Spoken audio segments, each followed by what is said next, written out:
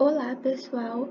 Hoje a gente vai dar continuidade à apostila 3, então a unidade tratada na aula de hoje vai ser a 19, aonde a gente vai aprofundar melhor o filósofo Habermas. Aqui do lado a gente tem uma fotinha dele, que é extremamente atual, porque ele está vivo. Então, vai dar para a gente compreender bem as ideias dele, porque muito do que ele está propondo ali vai ser justamente o que a gente está vivendo ainda hoje. Então é isso, vamos para a aula de fato.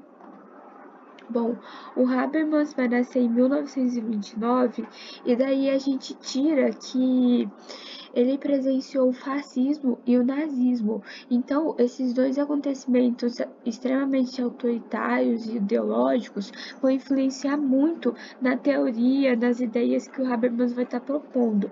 Então, é importante ressaltar esse contexto por ele vivido, porque ainda que ele seja extremamente atual e esteja vivo, ele passou por momentos extremamente conturbadores mesmo e violentos e autoritários, então ele vai bater bastante nessa tecla. Ele é um filósofo e sociólogo alemão, então ele lecionou filosofia e sociologia na Universidade de Frankfurt, então ele vai ser pertencente a uma das gerações da escola, né, que vai ser justamente a segunda geração. E essa segunda geração vai ter início justamente quando o Instituto de Pesquisa Social consegue retornar para a cidade de Frankfurt no pós-guerra. Porque o que estava acontecendo? Na primeira guerra, desculpa, na primeira geração, a escola se reunia num centro ali dentro da universidade para discutir assuntos acerca da sociedade, do contexto que eles estavam passando. Até que veio a guerra, então não deu para os pensadores continuarem ali na cidade de Frankfurt. Então, nesse pós-guerra, eles conseguem retornar para lá, e aí, por ter passado por uma guerra, as ideias dos pensadores, dos filósofos, vão mudar muito, né? Porque, ainda que eles tenham propondo coisas essenciais à sociedade, muito importantes no sentido de que, após a guerra, o pensamento deles com certeza mudaram. Então, vai ser justamente intitulada de segunda geração, quando o Instituto de Pesquisa Social consegue retornar para a cidade e para a universidade. Então, o Habermas vai ingressar nessa escola em 1962 e ele já vai iniciar com a sua tese de doutorado, que ele justamente intitula como Mudança Estrutural da Esfera Pública. O Habermas vai colocar essa mudança estrutural em diversos setores da sociedade, não só na esfera pública, como estava posto ali no seu doutorado, mas ele vai ter grande influência nisso e justamente uma grande importância dentro dessa segunda geração, porque ele fez de fato uma revirada epistemológica mesmo e filosófica no conceito de racionalidade. Porque o que vinha acontecendo? Naquela primeira fase, não sei se vocês lembram, a racionalidade estava posta pelos pensadores como algo muito dotado de malefícios, porque eles entendiam que a ascensão daqueles governos totalitários, aqueles regimes mesmo extremamente agressivos, estavam acontecendo parte porque a racionalidade estava posta como algo que estava ali para dominar o homem pelo homem, para fazer o homem ficar até acima da natureza. Então, era uma. A racionalidade ele estava posta de fato como uma dominação, sabe? E o Habermas vai justamente tocando nessa tecla, só que ele vai ter uma outra visão acerca disso. Então, ele vai propor, ele pauta muito essa importância da comunicação como uma forma de sustentação para a racionalidade. Então, ele vai colocar a importância do diálogo, do discurso, muito dentro dessa questão. E ele vai colocar que essa racionalidade não necessariamente vai ser ruim o tempo todo. Ou seja, ele vai ter uma visão de fato bem mais otimista acerca do conceito em comparação com os autores e pensadores da primeira fase. Então, ele vai bater bastante nessa tecla do discurso, a gente vai entender melhor durante a aula. Mas Aí ele já começa a colocar a importância do diálogo dentro do conceito de racionalidade e assim ter uma visão mais otimista acerca do conceito do que os seus antecessores. Então ele vai seguir uma tradição de teoria crítica e do pragmatismo e, como eu disse, ele está vivo, então ele vai contribuir contemporaneamente ao estudo da filosofia e da sociologia, que é a sua formação, mas também acerca da democracia, que é o sistema político que a gente acaba vivendo. Então, ele vai tocar bem nessa tecla da democracia e da participação política, principalmente na democracia representativa. Desculpa, gente.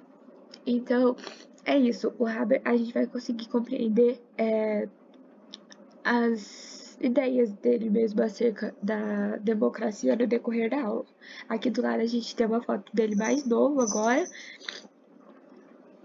Bom, sobre seus pensamentos e as suas teorias, é importante ressaltar que ele foi aluno de Adorno Horkheimer, que eram pensadores da primeira geração, né, da escola de Frankfurt. Então, o Habermas vai ser apoiado por esses dois, só que ainda que ele tenha sido aluno desses pensadores, ele vai fazer diversas críticas. Uma delas foi o que eu acabei de falar. O Habermas coloca que os autores e seus professores da primeira geração estavam colocando muito pessimismo acerca do conceito de racionalidade. Então, o Habermas vem discordando disso. Ele vai continuar tendo uma crítica a esse cientificismo exagerado que estava surgindo ali, esse tecnicismo também, porque esses dois conceitos de muita ciência e muita técnica estavam resumindo o conhecimento a apenas a técnica mesmo. Então, ele falava que isso era extremamente prejudicial. Eu não sei se vocês lembram, mas sobre a arte da primeira geração estava posto isso também, que estava tudo seguindo um padrão exagerado, um tecnicismo exagerado, que fazia com que as coisas e as produções perdessem de fato a sua essência. Então, ele vai bater bem nessa crítica. Então, assim como seus antecessores, ele vai acreditar que exista uma razão instrumental, e essa razão instrumental era justamente o desenvolvimento de técnicas, ferramentas que visavam, que prezavam pela produção e eficiência de objetivos e metas. Ou seja, na verdade, o que ele estava propondo ali é que as pessoas estavam produzindo, as pessoas estavam fazendo coisas, tudo visando maior lucro, visto que o sistema econômico que estava se predominando de fato, estava fincando suas raízes ali naquela sociedade, era o sistema econômico capitalista. Então ele vai bater bem nessa tecla que as pessoas estavam nessa razão instrumental, assim como seus antecessores, aonde as pessoas estavam apenas produzindo e criando para atingir um único fim, que era o maior lucro e ganhar um espaço dentro desse sistema econômico vigente. Ou seja, isso fazia com que as coisas de fato perdessem sua essência, fazia com que as coisas de fato ficassem muito iguais. Bom, como eu falei anteriormente, o Habermas vai criticar essa razão instrumental que foi também combatida pelos seus antecessores, e ela vai estar colocada também, essa razão instrumental, como combatida, porque ela estava sendo crucial ali para aquele mundo do trabalho, onde o profissional e acadêmico faziam com que as pessoas agissem de maneira extremamente específica, como eu disse, só visando o lucro, dinheiro e um protagonismo mesmo naquele sistema. Então, é daí que o Habermas vai propor uma teoria comunicativa. Essa teoria comunicativa ele vai perceber, em parte, por conta das rupturas políticas no século XIX, que era justamente o que ele estava vivendo ali. Então, elas estavam fundamentadas muito numa ética de discurso, ou seja, ela percebia a sociedade a partir da capacidade que as pessoas possuem em suas falas, ou seja, na razão comunicativa. O diálogo não podia ser reduzido a essa razão instrumental. Então, o que ele estava colocando? Que essa razão instrumental fazendo com que as pessoas seguissem uma certa padronização, certo? E essa padronização estava muito apoiada no diálogo. Ele coloca que essa racionalidade exacerbada também estava muito atrelada ao diálogo. Então, por exemplo, discursos nazistas utilizavam algumas maneiras específicas de diálogo. Então, o diálogo estava e a comunicação estava sendo importante mesmo aqui daquele contexto. Então ele vai, como eu disse, ele vai bater bastante nessa tecla da comunicação e parte das suas ideias está posta ali na teoria da ação comunicativa. E o Habermas também vai colocar vai tratar da filosofia política, a ética e vai conseguir realizar algumas críticas ao sistema capitalista, porque era justamente esse sistema político e econômico que estava possibilitando que a razão instrumental tivesse tamanha importância ali naquele contexto. Só que esse sistema capitalista, essas críticas ao sistema capitalista, ela vai ser menos incisiva que a primeira geração e mais adequada, porque ali naquele capitalismo que ele estava presenciando por volta de 1960, 70 foi quando ele estava escrevendo, era um capitalismo financeiro, ou seja, que é um capitalismo também entendido como monopolista. Então, o comércio e as indústrias são controladas por grandes instituições financeiras. Então, novamente, ele vai fazer também uma crítica ao capitalismo, mas como eu disse aqui, ela vai ser menos incisiva do que seus antecessores. Aqui do lado a gente tem algumas das obras do Habermas. Ele tem obras extremamente importantes e atuais, como eu falei, e ele vai propor o retorno à tradição iluminista, como eu enfoquei bastante. Em todo diálogo a gente vai ter um potencial crítico, então com esse potencial crítico a gente vai conseguir reduzir a problemática, o impasse mesmo que é essa instrumentalização da razão, essa razão exacerbada, esse tecnicismo também muito presente ali, que fazia que as pessoas produzissem e agissem de maneira muito idêntica às outras, que é justamente a instrumentalização da razão. Então ele vai bater bem nessa tecla do diálogo como um potencial crítico para reduzir essa instrumentalização da razão. Então ele vai procurar criar uma teoria crítica e social, mas apoiada também na teoria da sociedade e a teoria da razão, que possa incluir teoria e prática. E daí ele vai também introduzir o conceito de pragmática universal, que é justamente analisar como determinado tipo de linguagem legitimam a sua realidade. Como eu disse, o diálogo aqui novamente vai aparecer e, como eu comentei, por exemplo, parte dos nazistas utilizavam determinados tipos de linguagem para fazer uma lavagem ideológica mesmo no cérebro das pessoas, só que o Habermas vai colocar que nem sempre essa linguagem precisa ter essa finalidade. Ela pode ter uma finalidade boa também. Então, o conceito de pragmática universal ele vem analisando mesmo como alguns tipos de linguagem vai legitimar a sua realidade, então vai privilegiar a sua realidade, a sua opinião. Então, a interação e a comunicação mesmo é imensamente relevante nessa questão, né? Porque, como eu disse, o diálogo está presente em todas as situações, não importa se elas forem ruins ou não. E ele vai colocar também uma outra crítica à primeira geração da escola de Frankfurt, porque, como eu disse, na primeira fase o conhecimento estava posto muito como autoritário, então as teorias e os estudiosos ali ficavam sob um pessimismo que acabava sendo prejudicial para Habermas. Ele colocava que esse pessimismo era prejudicial, na verdade, para todo mundo.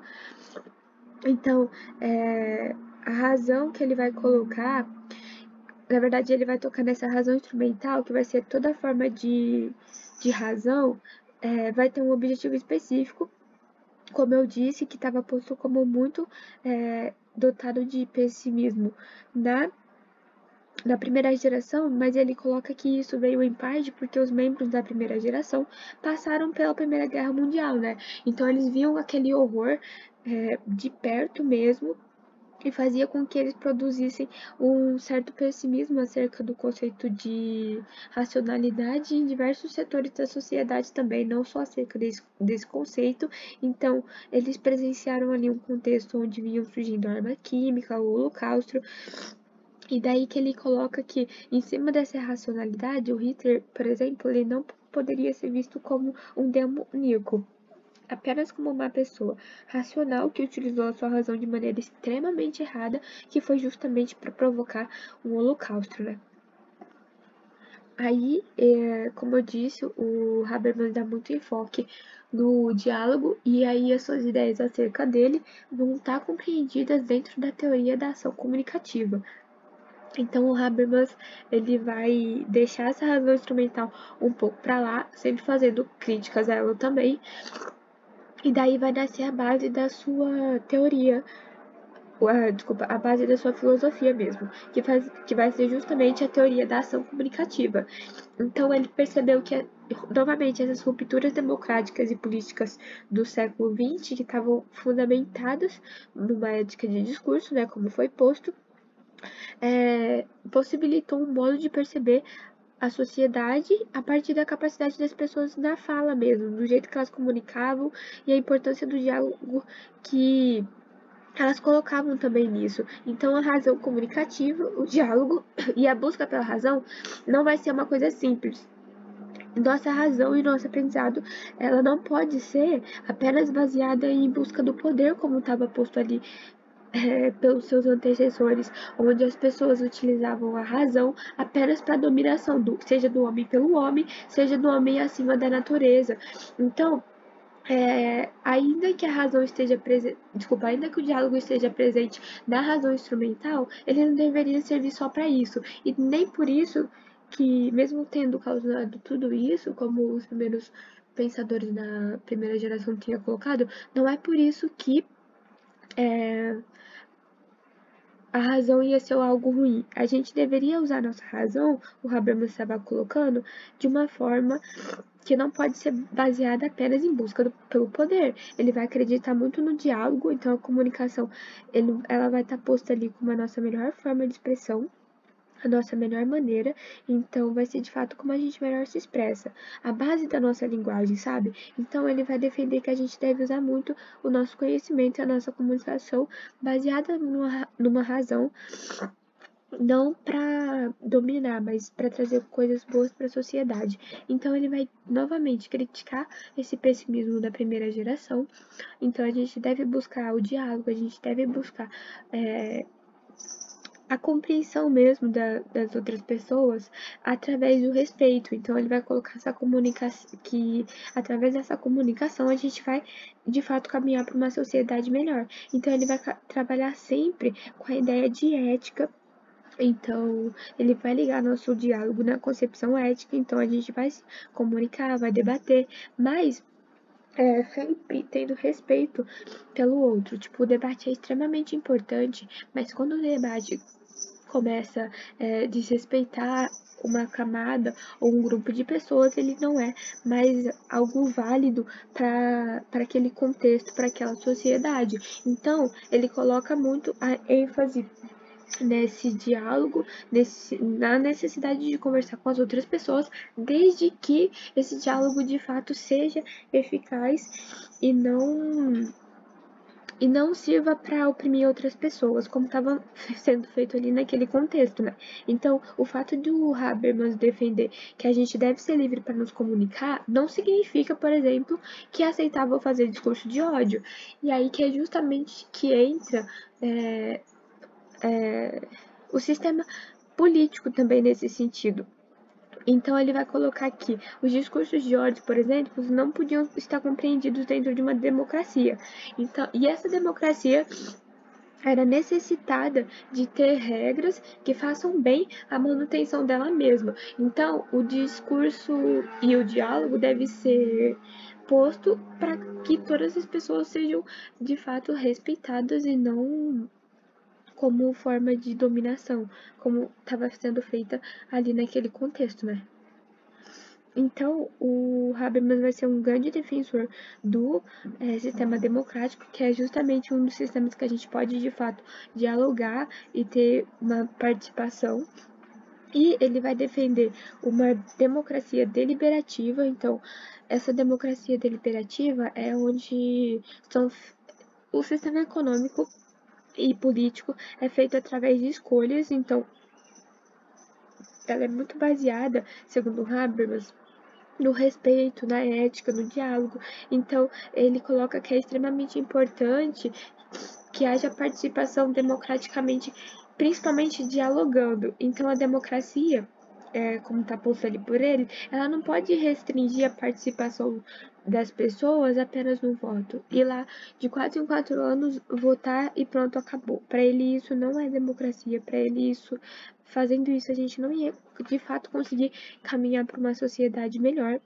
Então ele coloca que a democracia vai ter que deve, na verdade, ser construída através do diálogo, com espaços para debates, e daí, dentro desses espaços para debates, dentro desse diálogo, a gente vai conseguir tirar consenso disso. Então, ele vai colocar novamente a necessidade de debates públicos, da comunicação, para que a gente, de fato, consiga chegar num consenso e numa ética. E dentro dessa pretensão da democracia, dentro dessa democracia, ele vai colocar que para melhor funcionamento dela tem pretensões.